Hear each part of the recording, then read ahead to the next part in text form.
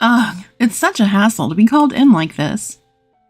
I had to be hospitalized for an injury and needed a guarantor's signature, so I asked my eldest son's wife, Olivia, to help. But Olivia just keeps complaining.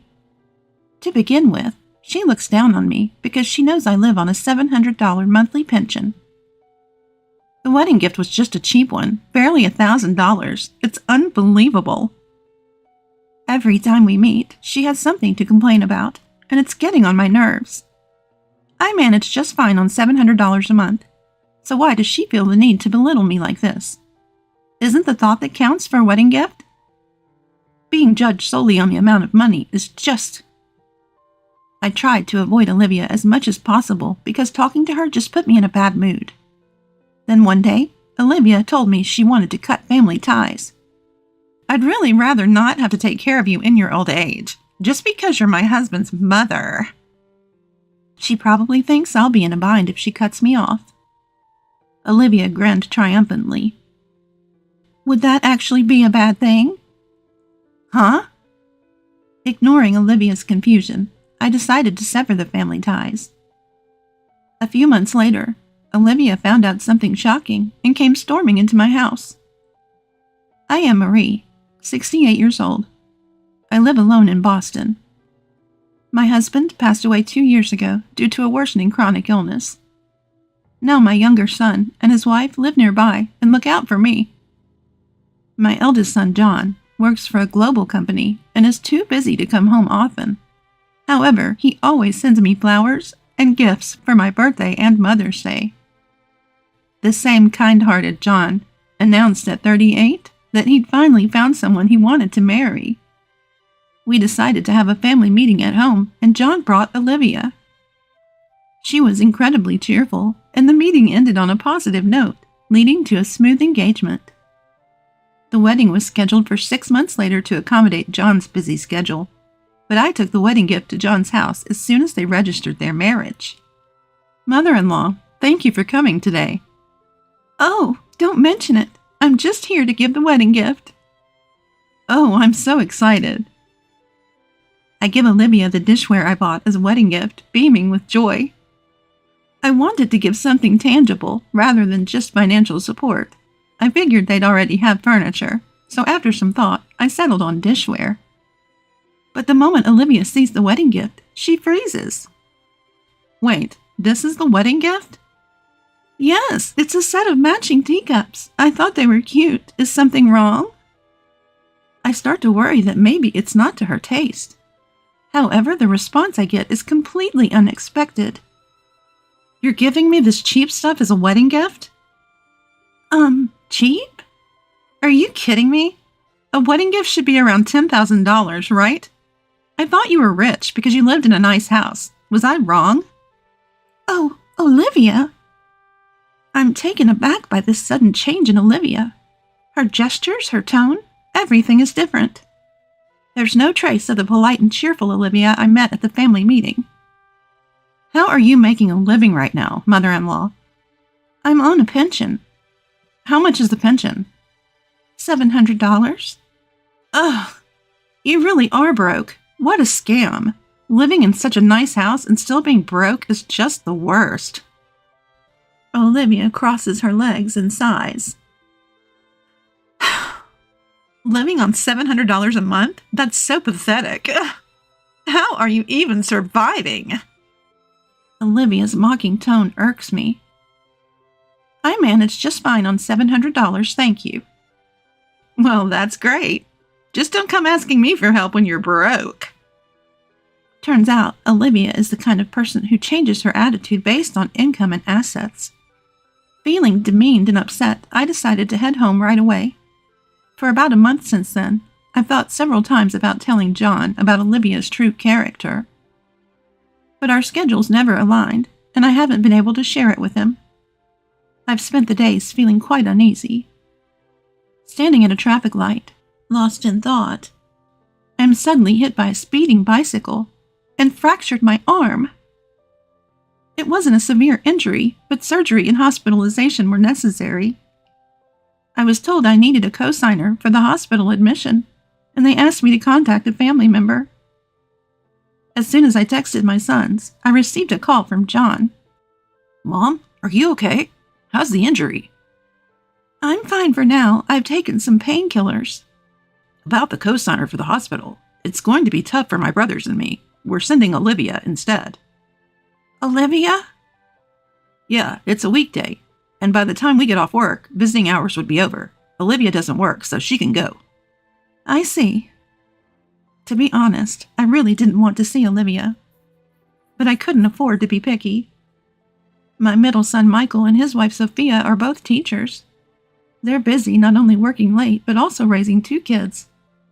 Even John sometimes gets home past 10 p.m. He's that swamped. I really couldn't impose on them.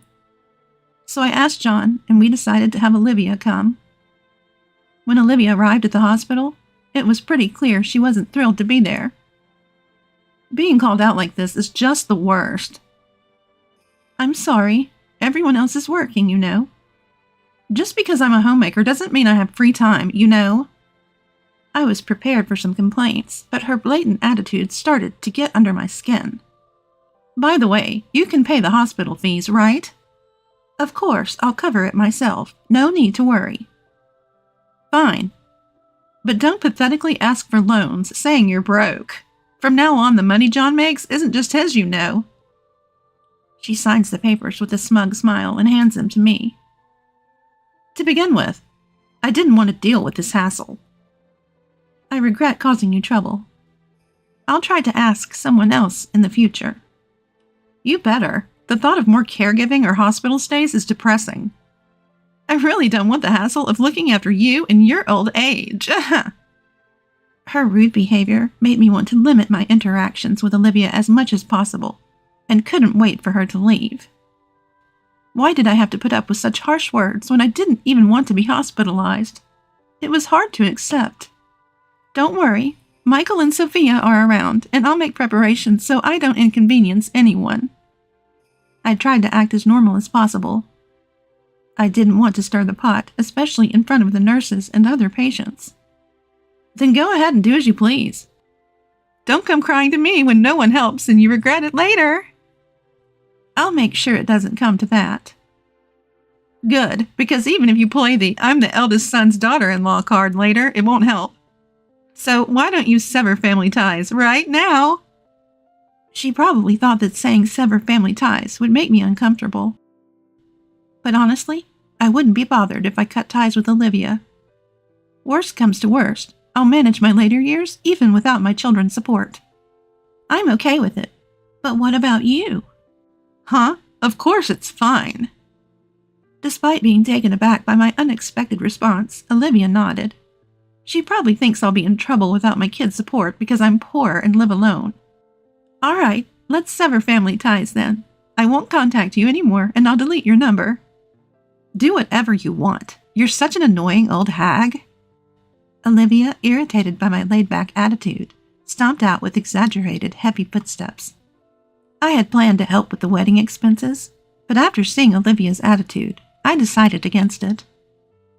There's no way I'm giving money to someone who talks about cutting off family ties. I swore to myself that I'd never rely on Olivia. Then I had my surgery and was discharged from the hospital a few weeks later. I continued with my rehab and carried on with my life. Even while hospitalized, I remembered how Olivia severed our family ties. I was determined never to depend on my children. So I didn't ask for help after I got out of the hospital. But on the day of my discharge, my second son and his wife came to help without a word. And it didn't stop there. They frequently assisted with groceries and other errands. Sophia, you're busy with work. You don't have to go out of your way. Isn't it inconvenient with just one arm? Don't hesitate to ask for help. I'm doing it because I want to. Sophia's kindness touched my heart. I found myself getting angry when comparing Sophia to Olivia. I haven't had any contact with Olivia since. I even thought about canceling my plans to attend her wedding and reached out to my son. I doubt we'll have any further involvement in each other's lives. 2 weeks after my discharge, I noticed something strange while being taken shopping. Sophia, do you hear that odd noise coming from the car? Yes, actually, the side mirror broke, and it's been making this weird sound. The car's a bit old, so it looks like I'll have to replace it. I'm really not sure what to do. That's tough. But you do need a car, right? You drive to work, don't you? Yes, but even a compact car is a considerable expense. Seeing Sophia struggle with this decision, I made a suggestion. Then let me buy it for you. What? I can't accept something that expensive. It's okay. You've been helping me out. By driving me around, consider it a thank you. But still, if you feel bad about it, how about you continue to take me shopping until my arm heals? Thinking it might be too much to ask, I was delighted when Sophia greeted the idea with a warm smile. Of course, let's keep going shopping together, even after your injury heals. Hearing her say that, a smile broke across my own face. So I ended up buying a new car for Sophia. Life settled into a peaceful rhythm, almost making me forget about the whole Olivia ordeal, especially with my younger son's family visiting and checking on me regularly. Several weeks later, my injury had improved significantly, to the point where I could carry light items again. That day, I didn't have any rehab appointments, so I was lounging at home watching TV, when the doorbell suddenly rang. Checking the monitor, I saw Olivia standing there. What could she possibly want after declaring our family ties severed? Suspicious? I opened the door, and the moment she saw my face, she started shouting. What's the meaning of this? What's gotten into you? I can't think of anything I've done to deserve this anger. I saw Sophia, your son's wife, driving a brand new car the other day. And what's your point? Don't play dumb. That nice car is worth over $10,000. There's no way she could afford that on a teacher's salary with kids. When I asked her how she got the car, she said mother-in-law bought it for her. Well, yes. She mentioned her car was breaking down and needed replacing, so I gifted it to her. I don't see what's wrong with giving a car to my son's wife. You never give me anything, yet you spoil Sophia? You're truly a terrible person for showing such favoritism. If you can easily gift a car, why not contribute more to our wedding? Well, Sophia helps out with errands and chores around the house. You're the one who cut off ties, so why would I give you anything? You wanted to sever the relationship, didn't you, Olivia? Well, yes, but still. How can you afford a new car worth over $10,000? You're not that rich, are you? Who said I was poor? I inherited real estate from my husband, you know. Real estate? Olivia looked shocked. My husband was a salaried employee, but he had a decent income and had invested in real estate. He owned an apartment complex which I inherited after he passed away. I've been saving the rent money little by little each month. I get by just fine on my pension, but I like to travel every year, so I've been saving up. I'm not hurting for money, and if worst comes to worst, selling the property could net me several $100,000. Several $100,000? If you have that much money, you should have said something. Why should I? You're the one who misunderstood. I never said I was struggling financially or that I needed to borrow money. Stop lying. This is infuriating. I sighed at Olivia's childish tantrum. Why would I go out of my way to brag about my assets? That would be embarrassing. She's glaring at me, clearly not convinced. I wasn't deceiving you. Originally, I had thought about contributing money for the wedding, but then you said you wanted to cut ties with the family, so I changed my mind. Why? It's your son's wedding. Aren't you happy for him? I was happy for John's wedding, but I didn't want to give any money to you, Olivia. Why would you say that? If you have the money, then what's the problem in sharing some? Everyone's being so stingy, it's making me mad. Olivia started stomping her feet on the ground. Is a 30-year-old woman not embarrassed to act this way just because things aren't going her way? Why do you want so much money in the first place? What? Isn't it obvious? I want to have fun. And there are a lot of things I want to buy.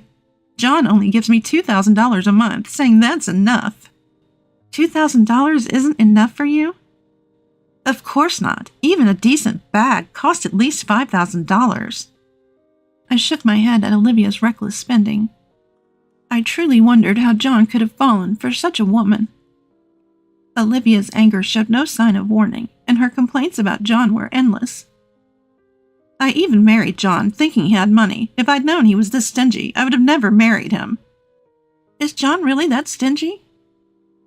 Absolutely he is. He only gives me an extra $500 on top of rent and living expenses. Even the gifts are capped at around $2,000. It's unbelievable. If he's making over $1 million a year, he should be giving me more. I thought once we were married, I could spend money however I wanted. So, you married him for his money? Well, duh. Why else would I willingly marry a guy pushing 40? It has to be for the money. At that moment, my anger boiled over. There's no way I could forgive someone for belittling my precious son like this. Just as I was about to yell at Olivia, John approached from behind her. Let's get a divorce then. What? John, what are you doing here? I heard from Mom that she still won't attend our wedding because she wants to cut ties with you. So I came here to get the full story. Overheard you two arguing and decided to stick around. You had quite a lot to say, didn't you? This isn't what it looks like. I mean... Olivia looked panicked, breaking into a cold sweat. I had no idea John was even here. Ignoring the flustered Olivia, I continued to speak. So you came all this way. How long have you been listening? From the part where you were talking about how you could afford to buy a car despite being poor. So you've heard most of the conversation. I've been labeled as poor, and someone who she won't take care of. In my old age. That's why she wants to cut ties. No further explanation was given for not attending the wedding. John nodded, his expression stern. I don't need any more explanations. I understand Olivia well enough now. No, you've got it all wrong. This is a misunderstanding. It's not a misunderstanding. I heard you clearly say you're in it for the money. I can't be with someone like that. Let's get a divorce. Wait a minute, now of all times? I quit my job because we got married. Olivia desperately grabs onto John's arm, shaking it. But John shakes off her grip, shooting her a cold look. That's not my problem. I hope you find a new job soon. Don't be so heartless. I can't live without you. I have no place to go and no savings. Why don't you sell your clothes and bags for cash? That should get you through a few days. Although I don't know who would rent an apartment to someone without a job. Stop it. Don't say that. I even bragged about marrying you to my friends. How can I tell them there's no marriage now? It's too embarrassing, please. That's all on you. Maybe you'll be the talk of the town for all the wrong reasons. Olivia had never seen John so angry before. A man usually known for his calm demeanor. Her face turns pale as she begins to apologize profusely. I'm sorry. Please forgive me. I won't talk like that again. I don't even need the money. Just don't divorce me. No matter how much she apologized, John's expression remained stern.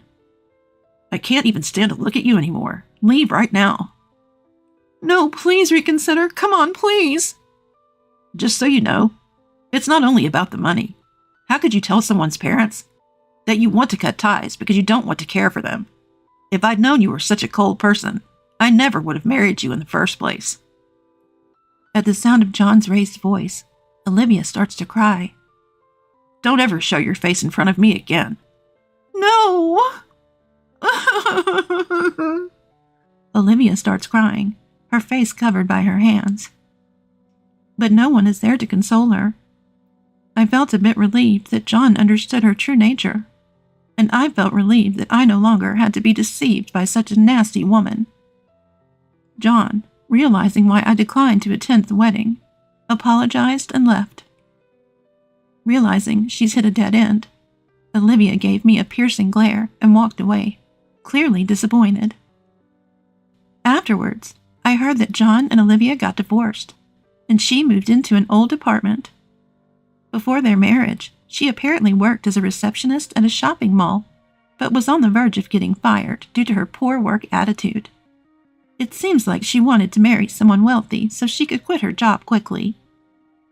Unable to find another job due to her lack of qualifications and skills, Olivia apparently started working nights.